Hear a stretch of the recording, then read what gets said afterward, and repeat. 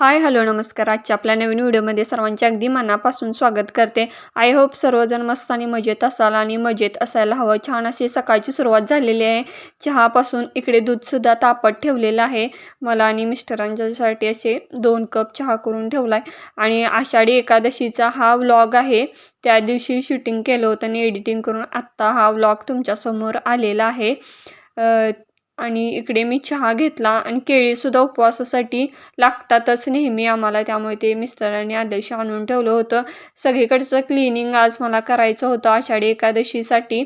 तर मी रोज असं डेली रुटीनमध्ये झाडू पोछा करतेच, झाडून काढते आणि फरशीसुद्धा पुसून घेते. त्या पद्धतीने सगळं मी आवरलं. इतक्यात मिस्टर चालले होते, म्हणाले माझ्या शर्टचं बटन तुटले, अगं लावून दे. आणि मी काढलं माझा सगळा पिटारा.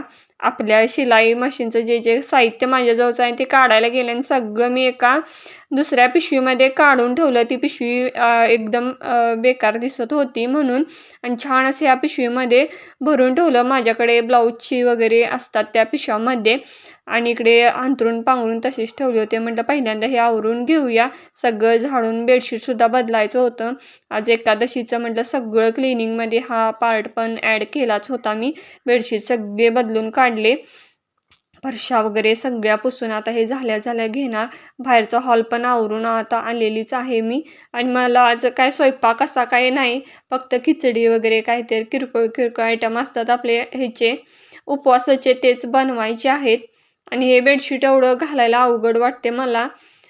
व्यवस्थित फिटिंग व्यवस्थित त्या बेडचं दिसावं ह्यासाठी मी बराच वेळ हे लावून व्यवस्थित केलं बेडशीट. इकडे भांडीसुद्धा आदल्या दिवशीची भरपूर पडली होती, तीसुद्धा घासून घेतली. ही घासून घेतली की माझं धुणं धुतलं की मी ड्रेस सगळा चेंज करते. दुसरा देवपूजेला वेगळाच घालते, तो काय मी घालत नाही नेहमीच. धुणं फरशी वगैरे झालं की मी ड्रेस चेंजच करते.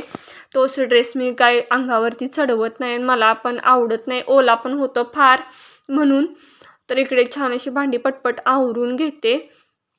आज काय नाश्ता नाही, केळी वगैरेच नाश्त्याला मुलांनी सर्वांनी खाल्ल्यात. आणि आज नेमकं मिस्टरांचं आज म्हणजे कॉलेज आहे, सुट्टी नाही. सगळ्यांना सुट्टी असते आणि ह्यांना कॉलेजला अजिबात सुट्टी नसते. त्यामुळं मन जरा नाराज होतं. घरात सगळी असली की सुट्टीच्या दिवशी म्हणा किंवा असे एकादशी जे काही सण मोठे मोठे आहेत त्यातल्या त्यात तरी घरात सगळेजण असावी असं वाटतंय. असली की सगळं व्यवस्थित होतं. आता इकडे कूट करून ठेवला आणि मी भांडी घासायला बसले होते आणि इतक्यात त्याच्यामध्ये मुंग्या झाल्या. ते लगेच मी पाण्याची डिश घेतली आणि त्यामध्ये ते घालून ठेवले, कारण मुंग्या त्यातल्या जातील ह्या हिशोबाने. आदल्या दिवशी मी आज शाबू भिजत घातला होता कालच, तर किती सुट्टा मोकळा झाला आहे बघू शकताय, खूप छान.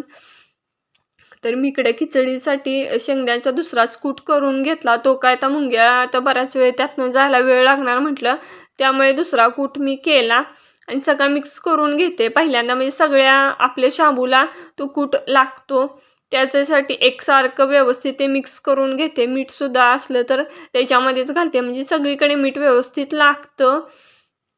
सिंपल आपली फोडणी असते ते.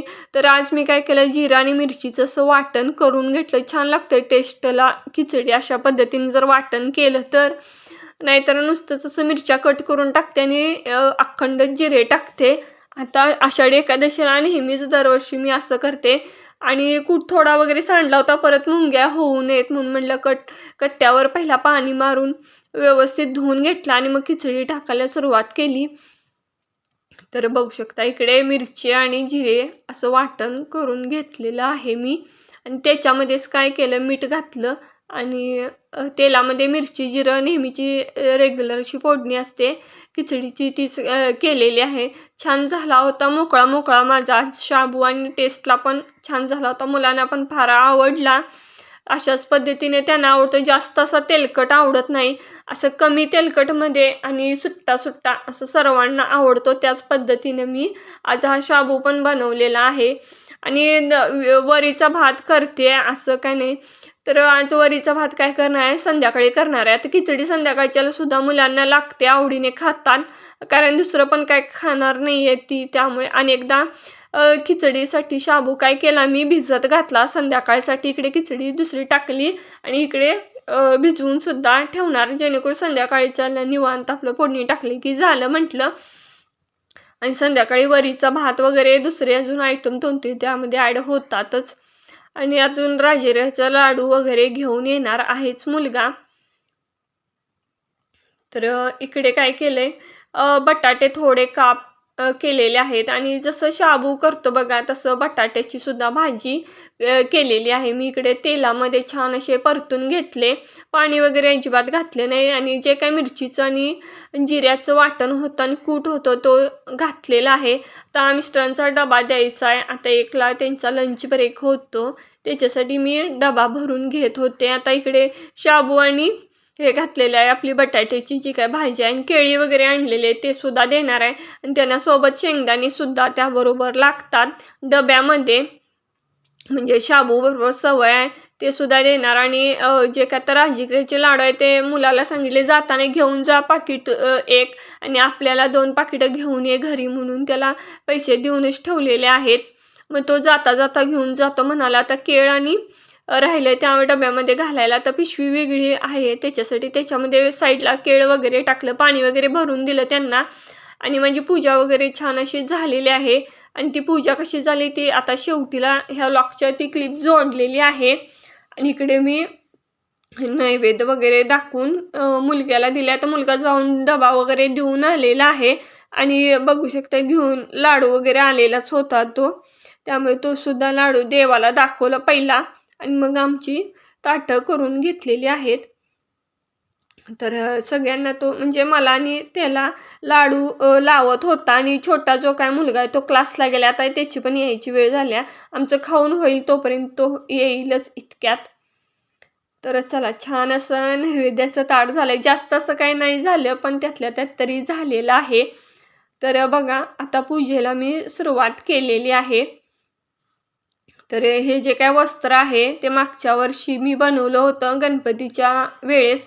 जे आता मी शिलाई काम करते घरीच असं माझं त्यामधले जे काही नवीन कपडे होतीत आपली ड्रेस वगैरे शिवलेली, ब्लाऊज शक्यतो ब्लाऊज पीसचीच आहेत, ब्लाऊज जास्त शिवलेली आहेत. त्याचं कमळ आसन बनवले घरीच. ह्याचा फुल व्हिडिओसुद्धा आपल्या चॅनलवरतीच आहे. कसं मी ते कटिंग स्टिचिंग वगैरे केलं होतं, किती मापं घेतलेली आणि छान दिसत होतं आणि मला छान प्रत्येक पूजेला हे वस्त्र उपयोगी पडतं.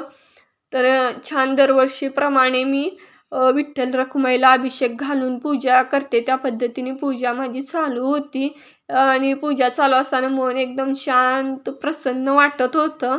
ही वेगळीच पूजा असते. तर आपलं रेग्युलर पूजा वेगळी आणि ही वेगळी. दरवर्षी अशी अभिषेक घालून मी चालू केलं. जसं हे घर बांधले 2 वर्ष झाली घरी या घरात येऊन तसं मी ही पूजा चालू केलेली आहे. ह्या साईडला असं ईशान्य कोपऱ्यात वेगळी मांडणी करते, वेगवेगळ्या पूजा करते. आता आपलं घर आहे म्हणलं मोकळी जागा पण आहे आणि करायला पण निवांत वाटतं ह्या पूजा. तर छान असा अभिषेक घालून घेतलेला आहे आणि बघा विठ्ठल रखुमाईला पुसून वगैरे व्यवस्थित घेतलंय आणि मी त्यांच्यासाठी छान असे ड्रेस पण शिवलेले आहेत. मागच्या व्हिडिओमध्ये दाखवले मी काढून आदल्या दिवशीच तयारी करून ठेवली होती जेणेकरून लगेचच मला घालता यावेत, घाई गडबड व्हायला नको म्हणून वस्त्रसुद्धा शोधून ठेवली. ते आता वस्त्र पण कटिंग स्टिचिंगचा पण व्हिडिओ ह्याच चॅनलवरती आहे. ती छान अशी बांधून पाठीमागे बांधणी त्याला केली होती. ते बांधून ड्रेस देवाला घातले. चंदनाचा टिळा आणि बुक्का लावते दरवर्षी आणि तेच लावतात आपल्या विठ्ठल रखुमाईला. त्यामुळे आणि सगळ्यांचाच उपवास असतो महाराष्ट्रात.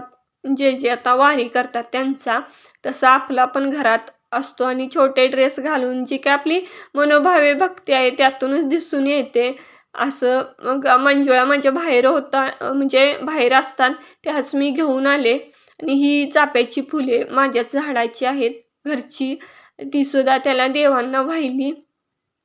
छान असा दिवा, धूप, बत्ती, अगरबत्ती लावते. आता इकडे वस्त्र पवतं सुद्धा घालायचं होतं ते सुद्धा लगेच हातावर करून घेतलं मी आणि माझी छान अशी आजची पूजासुद्धा झालेली आहे. मनोभावे आता नमस्कार करून घेईन. ज्या काय तर मनातल्या इच्छा आहेत सगळ्या तशा पूर्ण पण झालेल्या आहेत आणि गुड न्यूज लवकरच तुमच्यासमोर येणारच आहे. तर छान माझी पूजा झाली आषाढी एकादशीची. पुन्हा एकदा सर्वांना आषाढी एकादशीच्या खूप खूप शुभेच्छा. पुन्हा भेटू उद्याच्या व्लॉगमध्ये. तोपर्यंत बाय.